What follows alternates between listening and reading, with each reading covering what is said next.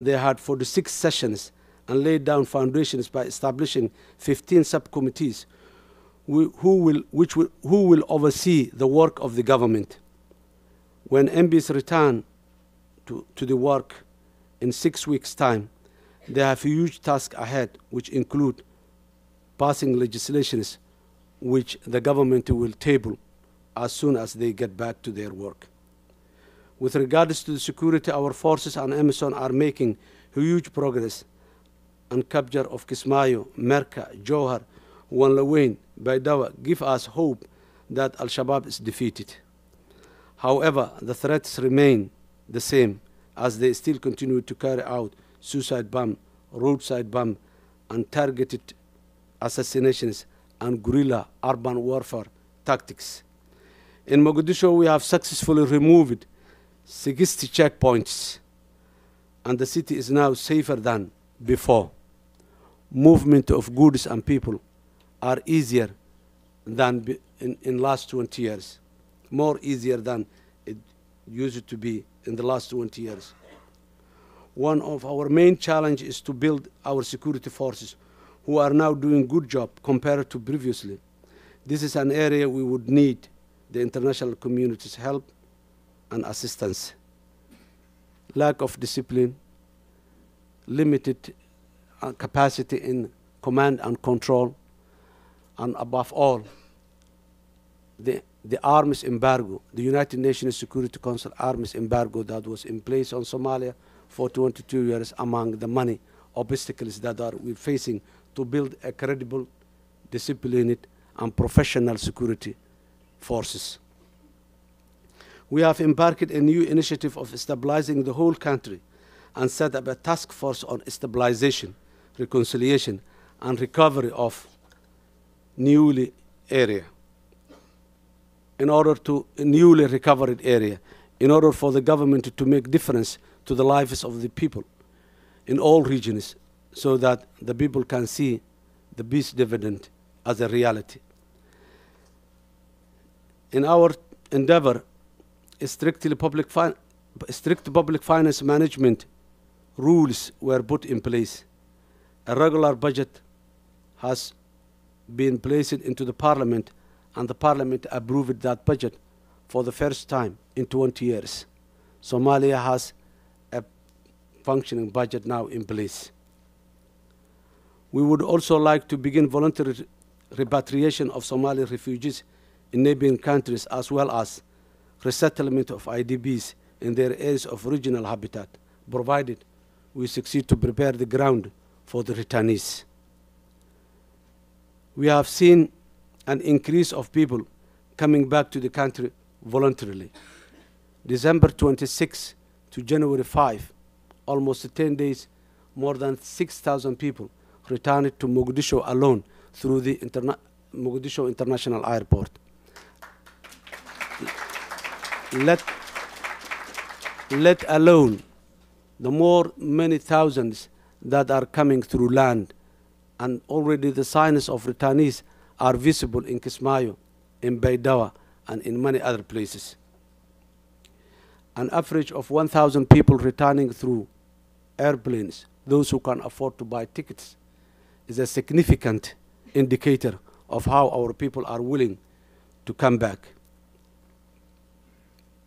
We fully understand the urgent need to taking advantage of the huge security success in the country and the challenges ahead.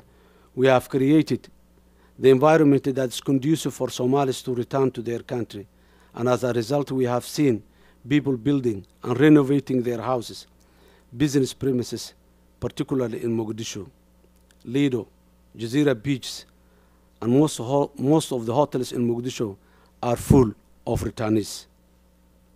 Our urgent need is to stabilize the whole country and establish administrations to all newly liberated areas in order to provide an environment that's conducive for the local people to choose their own leaders that's accountable to them, empowering the local people to select at this initial stage their local leaders. We need to learn previous mistakes, so our plan is to involve all concerned parties with a view to finding a lasting solution. However, Time is of an essence, and we cannot wait for all stabilization process, such as reconciling communities, establishing peace committees, engaging with local people, establishing rule of law mechanism, establishing police forces in the area, and establishing local governance that's accountable to the people. But instead, we started using the traditional mechanism of coexistence among our people. Our immediate priority should be establishing temporary administrations that address all those challenges that I mentioned on top, above. Since the country is now moving away from chaos, lawlessness to an era of peace and stability, it's imperative to find a solution to our young people. Majority of our population are youth, in particularly those that are defecting from Al-Shabaab. We urgently need to implement demobilization, disarmament, and reintegration processes and schemes. This is very important to us in order to deal with the issue of reintegration and providing alternative to the militia other than the violence. We are working for a Somalia that is at peace with itself and at peace with its neighbors and the world at large. Let me conclude that in Somalia there is no silver bullet that can solve all these ills and challenges that are ahead. However, we are very confident that we can overcome all of the challenges that confront us by seizing all the opportunities that exist with the courage and pride. We are very much aware of all past mistakes, which we are ready to learn and to move on, as history is good to identify problems in order to devise plans and strategies that are appropriate to help move Somalia forward. 22 years of lack of functioning state institutions and 12 years of transition is enough for us to reclaim our sovereignty, territorial integrity, and our people. We are now ready to lay down strong institutions with good governance. Let us hope for the best, and let us all work together without blame culture in order to bring peace and stability in Somalia. It's possible, and yes, we can do it. I would like to thank again the prestigious institution for inviting me to talk to you, and I also would like to thank all participants for their time, and I hope that I provided you some of the key priorities that my government is working towards bringing peace and stability in Somalia.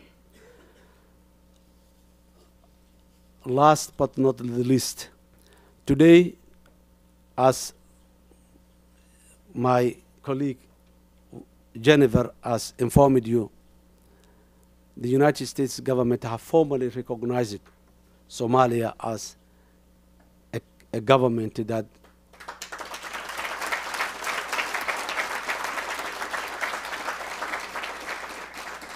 United States government and the people of United States have always been there in Somalia when we were at the difficult times.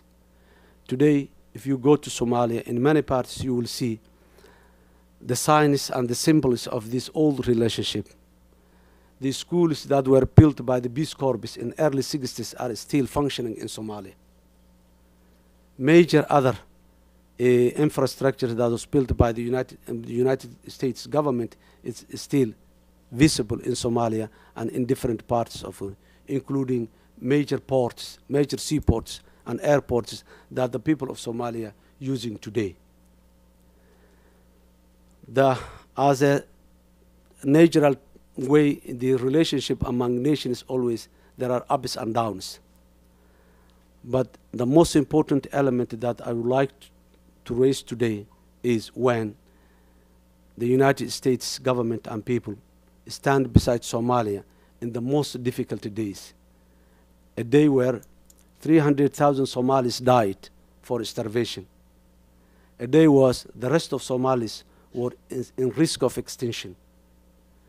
A day we can say that Somalia was so close to be wiped out of the globe.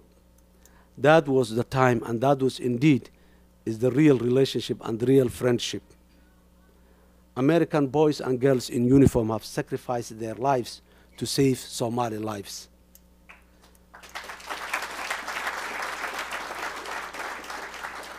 The essence of friendship has always been there.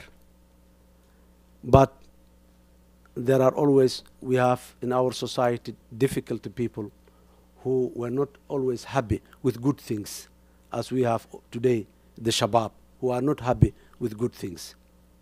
But even then, with the problem and the difficulty that has happened in Somalia 20 years back, the United States government and people has never ceased to stay in Somalia and bear the difficulties with the Somali people. United States government is the largest contributor to Somalia in the past 22 years. The limited security forces that we have today is existing with the support of the United States government. So the relationship has always been there, but Somalia was out, and now Somalia is in and is holding that relationship from its part. This morning I met President Obama, and it was very encouraging and moral boosting, his position of supporting Somalia and his commitment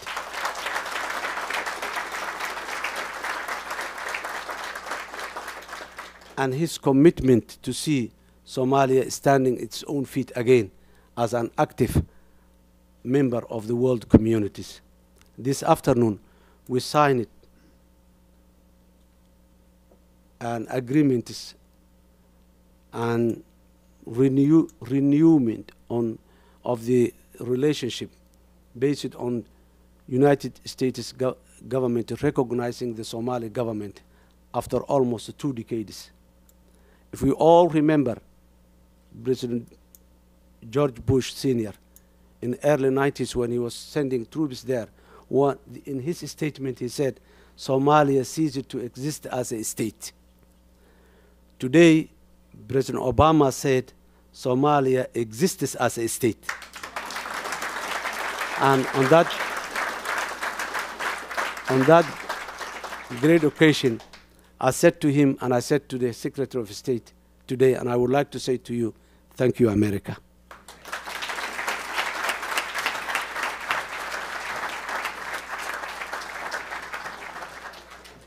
Thank you so much. The President will be taking some questions. I'm going to move this back so we can take them seated.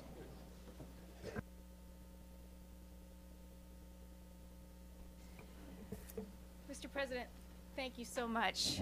We've had many sessions on Somalia over the years. I recognize many in the audience. We've had folks come from Mogadishu talking about the struggle for this many years.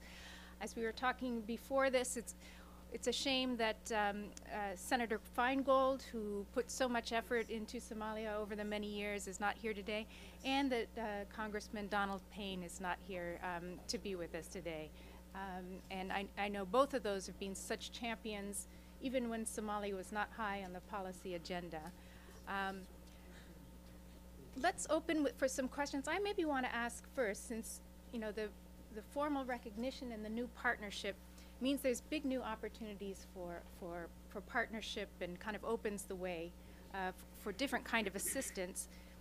And I'm wondering, in your conversations this week, what is it that you're looking most for the United States? Not only kind of in terms of what, but the manner that it's delivered. Somalia's in a bit of a conundrum in that you're asserting your sovereignty and you're establishing the role of the state, but still very much dependent on external funding and external military forces. So how is it best that the United States and others who want to see this succeed can approach Somalia? Maybe we'll start with that, and then we'll take a couple at a time, unless you want to take a few more together. Okay. Thank you, Jennifer. First of all, Somalia has been without a state for 22 years now, and there is a post-conflict history all over the world. There is no one single country in the world that went into a state collapse and then come back by its own without the help or assistance of the international community. In that aspect, Somalia is not an exception. We need the support of the international community. We cannot do it alone. So that's one aspect. On the other aspect, Somalia is an exception